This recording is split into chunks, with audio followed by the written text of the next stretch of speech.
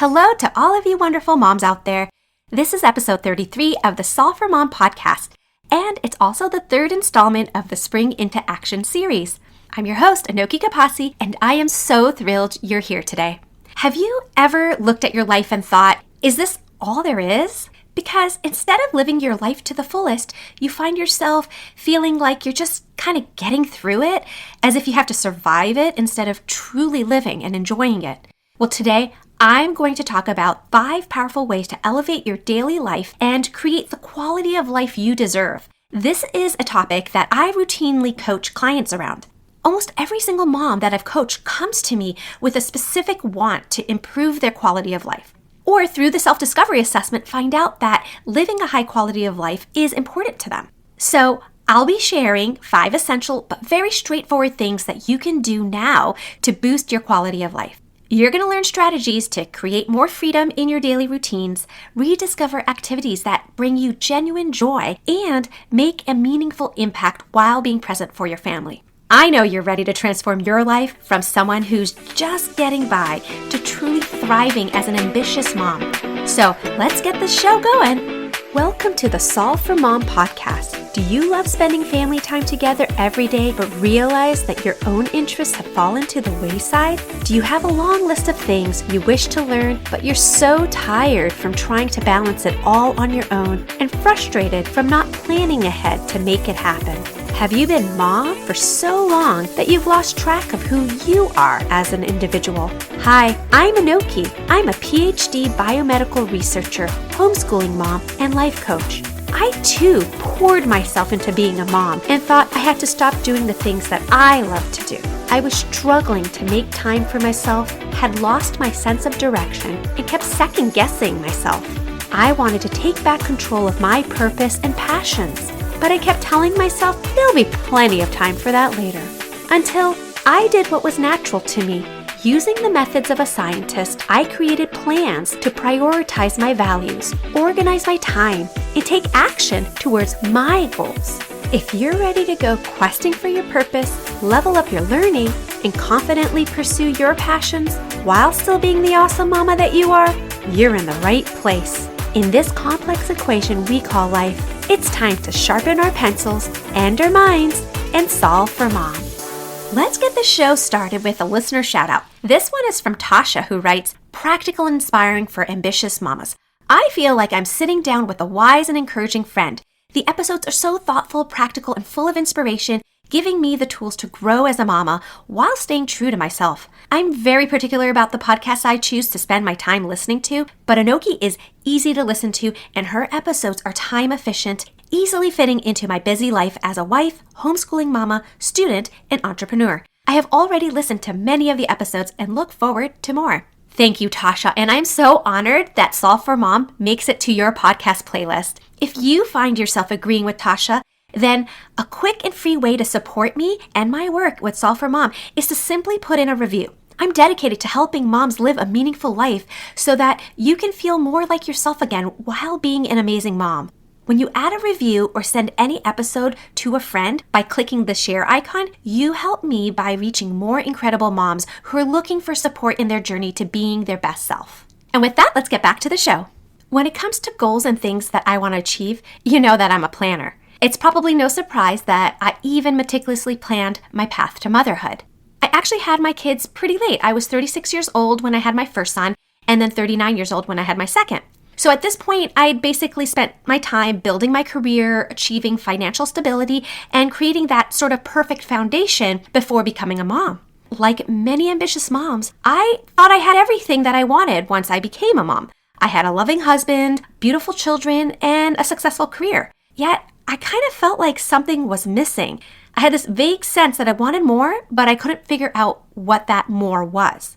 On paper, I was living the dream. I was excelling at work, managing our home, and I was checking off all the boxes on the list of good mom things. Yet, I still found myself caught in this overwhelming daily grind. I was burning the midnight oil for client deadlines, stretching myself thin, trying to be the perfect mom, feeling guilty about wanting more for myself. I knew there had to be more than just surviving each day.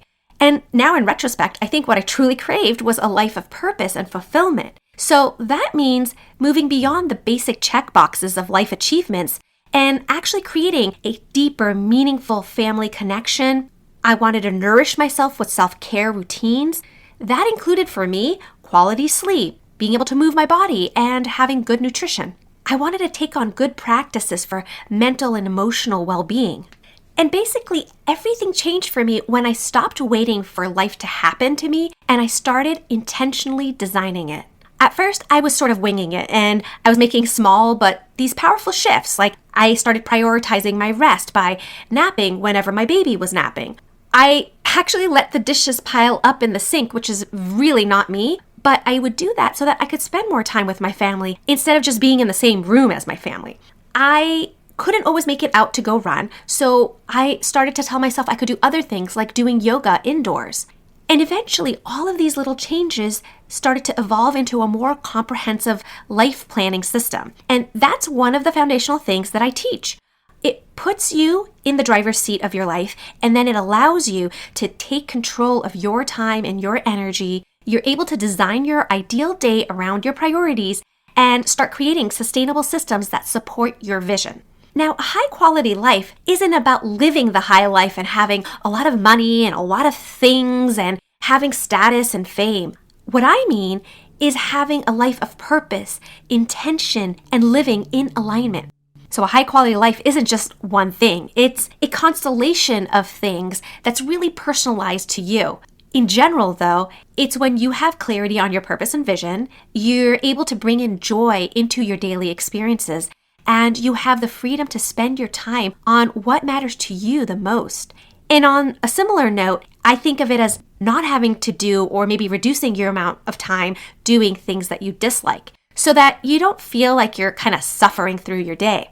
A high quality of living is spending your day in line with your values, having some financial wellness so that it supports your lifestyle, this aligned lifestyle. And by this, I'm really emphasizing the freedom part that comes in financial freedom, not necessarily the wealth part, because you can be rich and not have a high quality of life.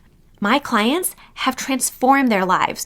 Some examples are by focusing on intentionally connecting with their families, being consistent about healthy habits and working out, incorporating spiritual growth and faith into their lives, and through self-discovery, being able to create environments that energize them. When you're living a high quality of life, you're enjoying your life and the world that you've created. And notice that I say created, because that's really what I mean. If you want to have a high quality of life, you have to create it. The values, passions, purpose, all of those things are inside of you. You don't necessarily create those. Those are things that you start finding within yourself. But in order to put them in action, that is on you. That is something you have to intentionally do, and that is how you create a high quality of life. That's exactly what I'm going to teach you to do in this episode. So the first attribute of a high quality of life is having freedom. I can't think of anything more that speaks towards having a high quality of life than having freedom in your life. Now, lots of moms sacrifice so much of themselves because they kind of think that that's part of their job description, that's just what moms are supposed to do. So when I talk about freedom, I'm not talking about all of a sudden becoming super selfish and detaching yourself from family life and having the freedom to go off and just do whatever you want. True independence means that you have the money, your goals, and vision to support the life and create the life that you want. So it's the freedom to spend time with who you want and freedom to have time to yourself if you want. Having financial freedom so that you can do what you want. I also think that freedom means the freedom to say no in a way that sort of protects your energy and helps you establish boundaries. How do you create this freedom so that you can have a high quality of life? It really comes down to planning and prioritizing. So what do I mean by prioritize? I mean that you need to start being intentional about your actions and how you're spending your time. You want to get clear on what matters to you and then try to eliminate in as best as you can the things that don't. You want to walk away from things that don't serve you at all. That is freedom. You also want to be able to carve time out so that you can incorporate the things that bring you joy, the things that you want to do, things that feel important to you. You have to make time for it because it doesn't just happen. You can't snap your fingers and all of a sudden, voila, you have freedom and you can do whatever you want. That takes planning. So planning is how you're able to prioritize, and freedom is when you're able to prioritize the things that you want to do and eliminate the things that you don't want to do. So as you're planning to create freedom in your life, here are some things that you should think about. You want to plan your time in a way that creates less stress and less chaos in your life. That might actually mean doing less overall. But with the time that you are doing things, you're actually doing more of the things that you want to do. So that means specifically planning in downtime. You also want to be able to finally get in control of your to-do list. All of these things can be achieved by setting up systems. It sounds counterintuitive, but the more you plan, the more freedom you get. A lot of people think that planning introduces a lot of rigidity and over-control, that you've micromanaged everything down and you're bringing on more stress because you feel like every minute of your day is now planned out. But it's actually the opposite. When done right, planning introduces more freedom into your life. And I'm going to link episode 10, Why Planning is the Key to Time Freedom for Moms, and you can access it through the show notes. The next thing you want to do for a high quality of life is to start doing things that bring you joy. These are your passions. Passions are things that you don't need extrinsic motivation or acknowledgement for. You just do them because they bring you excitement and make you happy when you do them. You lose track of time, and it's very easy for you to get into this state of flow where you're not really thinking about when you have to stop. When I say do things that bring you joy, I mean maybe doing things that are outside of just being with family or things you do at work. Maybe reconnecting with a hobby that you love. It might also be that you need to rediscover what brings you joy now, because so many things change. Your goals change, your ideas of success change after you become a mom. So rediscovering and reconnecting with yourself helps you figure out what your interests are and then allowing you to follow those interests. It could be a big passion project or a new skill that you want to develop. Maybe you have an idea and you really want to nurture that and grow that into something more. In order to discover what brings you joy, you can journal, you can get coaching from a life coach like me, you can take personality tests or think about your childhood, or just ask yourself, what do you look forward to? Once you find that, learn about it, practice it, experience it in so many different ways. Engage all of your senses. And honestly, the only requirement is that it brings you joy. It can be something big like traveling, or even something as small as arranging a couple flowers and putting them on your kitchen counter. It could be an old passion of yours or something new that you want to try. You could be an expert at it, or you could be new and novice at it. I have a long list of things that I've never done before, but I'm so excited to try. For example, I've always been fascinated by stained glass. When I travel, it brings me so much joy when I am pleasantly surrounded in some sort of cathedral or a beautiful building that has stained glass. I just love the colors. I love the sunlight coming through them. I'm just fascinated by how they were made and how they got there. And this is on my list of things that I just really want to try out. People in my family know that I'm really interested in stained glass work, and I've received books as gifts about them. I've actually enrolled my kids in stained glass classes. I still have not tried it because for a long time I went through pregnancies and I was nursing and I didn't want to be exposed potentially to lead. Then last year I was so excited. I got my mom and we both enrolled in a stained glass class at our local art center, but I was sorely disappointed because it got canceled due to low enrollment. I am not going to give up because something tells me I am going to love every second of it once I actually get to try it.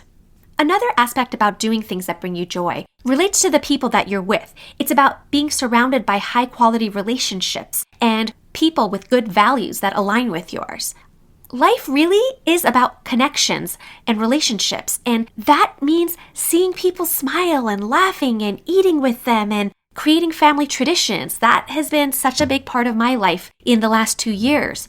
Of course, when you talk about passions and doing things that bring you joy, you're often thinking about your hobbies and your interests and bringing more meaning to your work and thinking about your hopes and dreams. I also take a different spin on this because I like to bring joy in my day-to-day things.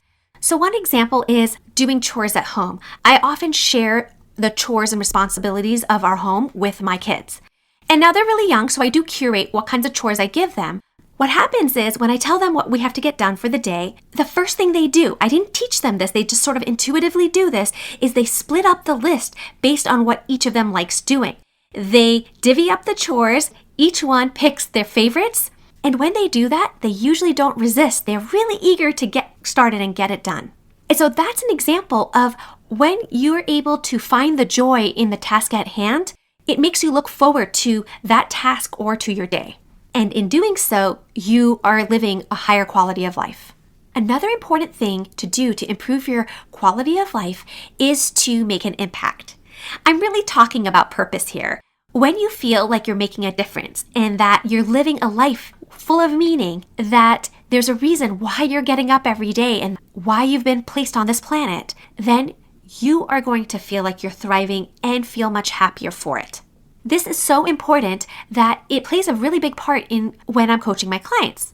We take the time to really define their purpose, and this is about the impact that they're going to have, whether it's in their life, their families, or the world. It really doesn't matter which. It's just that they need to understand what their purpose is. For example, one of my clients is really driven to raise confident kids. One of my other clients is building a business with the purpose of playing her small part in addressing the current health crisis. When each day you play a small or big part towards your purpose, you are making a difference and helping yourself or others in a way that's in line with your values. And that, by definition, is living a high quality of life. Now, in order to live a high quality life, you have to actually define what that is for you. That means setting some standards, maybe goals that you can shoot for. They can really be anything, but it helps to set sort of ambitious goals to not really default to settling. For example, do you want to just feed your kids, or do you really want to nourish them? Nourishing them, to me, means using high quality foods, right? Here's another example. Do you want to have a house, or do you want to have a home? Having a home, to me, means building a high quality space where you're curating what objects are in there or not. They don't have to be fancy things per se, but they have to be objects full of meaning and significance or that bring you joy. So it's not that you have to have a lot of things, right? You can be a minimalist at heart, but you want to create a home that you want to come to every day, that you like being in. For me, that's a home that's bright and full of light, where I have a garden near me, land that I want to build on, and a happy space. For that reason, I work really hard to declutter my space. Setting standards for a high quality of life isn't about stopping you from doing things or even skipping what might be considered low-hanging fruit. It's just about having some sort of standard that allows you to live your life to the fullest. For example, traveling might be one way that you live your life to the fullest. That doesn't mean that you have to necessarily spend tons of money and travel across the globe and experience the super luxe vacation. Don't get me wrong, that is really nice and you can certainly shoot for that. But if traveling is important to you, that could be just taking a road trip in-state or just a couple of towns down from where you are. So setting standards isn't really about high value or big or scaling up. It's about having quality over quantity. I want you to have that mindset of quality over quantity. And if your standard is a very high standard, which is okay, then maybe you can ease into it by starting small and then scaling up. And the last thing that I want you to do to improve your quality of life is to slow down. This is actually becoming a really popular topic of conversation. I read about it all the time. Slowing down to increase the quality of your living. And the reason that I'm bringing it up in this episode is because once I started doing this, I noticed improvements right away. So I think that this is the one thing that once you do this, you will notice an immediate change in your life. Every time you slow down, you're going to notice an improvement in your time, your energy, the quality of your interactions, your mental focus, and even your nerves. You're just going to start to de-stress. And I think it's pretty intuitive, so I don't have to go into so much explanation why slowing down would do this for you. It's about living a peaceful and relaxed life, having that less is more minimalist mindset. I'm linking episode 31 that was all about that, how to bring peace and calm into your life. So how do you slow down? You can slow down by spending time in nature, taking a vacation. Stop trying to multitask all the time. There is a cost to trying to be too productive. Our modern lives are so hectic that sometimes just switching off is going to change the cadence of your chaotic lives. To do this in a practical sense, to slow down, very counterintuitively requires planning. You got to take the time to plan in your downtime. turn off social media and get off technology sometimes. So here's some ways that I slow down. Before I even get out of bed in the morning, I take just a couple of minutes to take a few deep breaths and I envision what I want my day to be like. Instead of driving and getting to my place faster, I often opt to walk there. First of all, I'm out in nature by doing that, and also it just clears my mind. At the end of my day, I like to take a couple of minutes to meditate or get in the sauna or do some stretches or listen to some calming music. Really, when you sit down and think about it, there are so many ways that you can slow down, and you just have to start by picking one way. And I guarantee you, you're going to feel so much better for doing that. And to recap, I just shared 5 wonderful ways that you can start improving the quality of your life. These are things that are going to bring you more joy and meaning into your life. So the first one is to create freedom in your days so that you can do the things that matter to you the most. The second is to fill your life with activities that light you up and bring you joy and make you smile. The third is to make a positive difference in your life, to live a life of purpose in a way that inspires you and others around you. The fourth thing is to choose what truly matters to you and make it amazing. The fourth is to define what a high quality life means to you and set those standards. Choose what truly matters to you in order to make your life truly amazing. And the fifth thing is to slow down. Take the time to breathe and savor life's precious moments. Improving your quality of life during this busy time in motherhood is what Solve for Mom is all about. So I would love to be your cheerleader and guide you on this journey. Through my innovative one-on-one coaching sessions, we're going to work together to help you move from feeling overwhelmed to feeling empowered and in control of your life's directions. Together, we're going to discover what brings you joy. We're going to create more breathing room in your schedule and design your days around what matters to you the most. And I say innovative because I know that you're a busy mom. And so I have created a coaching structure that works with your busy schedule and that doles out bite-sized information that you can take action on and that I can be there for accountability before we work on the next step together. We're going to focus on what quality means for you and bring your unique vision to life. So if you're ready to create a life that makes your heart sing, then I am here to support you in every step of that journey. Just reach out to me using the links in the show notes. Really, I want you to see this as an invitation to reconnect with your authentic self and rediscover that spark in you. So the only thing left is to ask yourself, what does your dream life look like for you? I'll see you next week, and I have an exciting contest to announce in next week's episode, and you're not going to want to miss out. I hope today's episode will help you create time and freedom to pursue something you love to do. If you enjoy this show, please subscribe and tell other ambitious mamas about it. Who knows, you might even make a new friend by sharing a tip. It's all free. By the way, it would be amazing to hear what you think about the show when you leave a review. After all, my passion is to make this a great experience for you. Thank you for making my show a part of your day. I'll see you next week for another episode of the Solve for Mom podcast with Anoki Kapasi.